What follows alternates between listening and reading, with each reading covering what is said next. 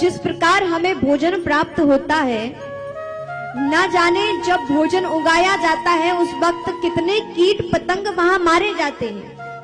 आप खेतों में फसल करते हैं, कीड़े ना लगे तो आप दवाइयों का छिड़काव भी करते हैं, ना जाने कितने वह जीव हत्या हो जाती उनकी। तो यहाँ हम पाप के भागी बनते, उस प्रकार हम अन्न का उपार्जन करते हैं। अब उसकी शुद्धि कैसे हो?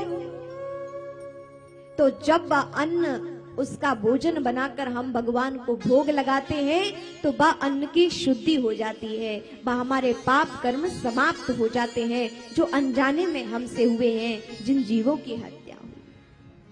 तो इस प्रकार हम प्रत्येक दिन भगवान को जब भोग लगाते हैं तो अन्न की शुद्धि होती जाती है, और जो हम भगवान को प्रदान करते हैं वह अनंत गुना होकर हमें प्राप्त होता है। हम अन्न धन भंडार से परिपूर्ण होते हैं।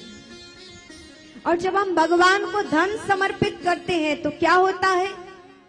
न जाने जो धन हमारे पास आया है वो किन किन के हाथों से होते हुए आया है, किसी अपराधी के। न जाने वह धन कितनी जगह होकर आया है, किन किन के हाथों से होकर हमारे पास आया है।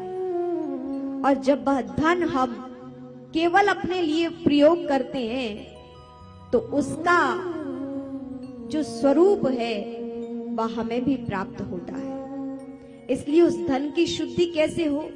कई बार कुमार्ग पर चलकर भी लोग धन को प्राप्त करते हैं, और वो कुमार्ग से प्राप्त किया धन ना जाने कितने के हाथों से होता हुआ हमारे पास आया है।